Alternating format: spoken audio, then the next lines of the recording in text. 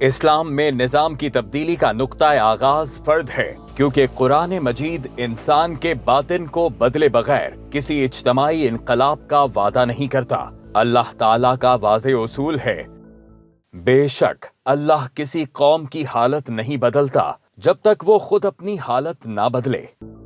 اس آیت سے یہ حقیقت آشکار ہوتی ہے کہ ایمان، نیت اور کردار کی اصلاح کے بغیر کوئی سیاسی یا سماجی ڈھانچہ دیر پا نتائج پیدا نہیں کر سکتا۔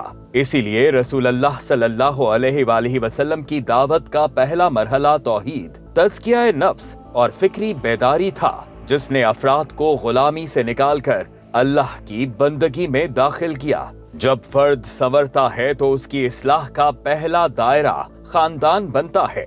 اسلام خاندان کو محض جذباتی تعلق نہیں بلکہ اقدار کی منتقلی کا ادارہ قرار دیتا ہے۔ نبی کریم صلی اللہ علیہ وآلہ وسلم نے فرمایا کہ تم میں بہترین وہ ہے جو اپنے گھر والوں کے لیے بہتر ہو۔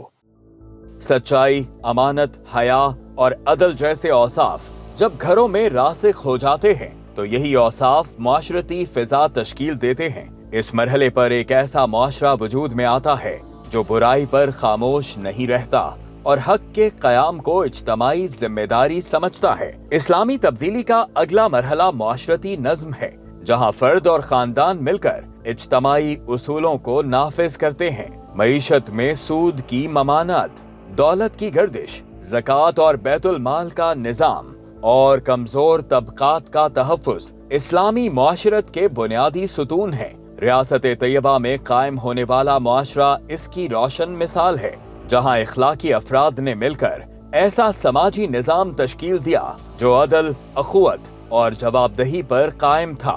ریاست اس تدریجی عمل کی آخری اور فیصلہ کن منزل ہے۔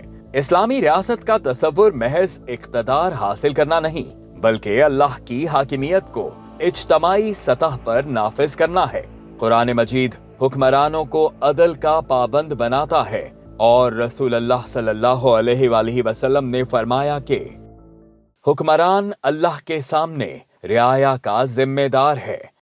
خلافت راشدہ میں یہی اصول عملی صورت میں نظر آتے ہیں، جہاں خلیفہ قانون سے بالاتر نہیں تھا اور شورا فیصلہ سازی کا مرکز تھی۔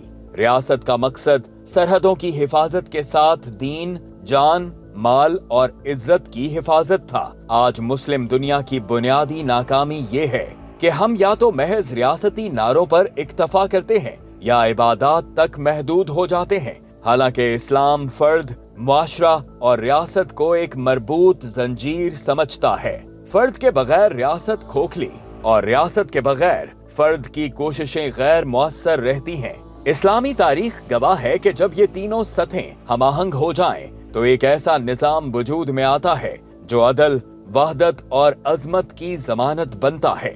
اسی ہم آہنگی کا کامل نمونہ خلافت راشدہ تھی۔ لہٰذا آج امت کی فکری وحدت، اخلاقی بحالی اور سیاسی استحکام کا واحد حقیقی راستہ یہی ہے کہ ہم فرد سے ریاست تک اسلامی تبدیلی کے اس فطری سفر کو دوبارہ زندہ کریں، اور اس سفر کی منزل احیاء خلافت ہے۔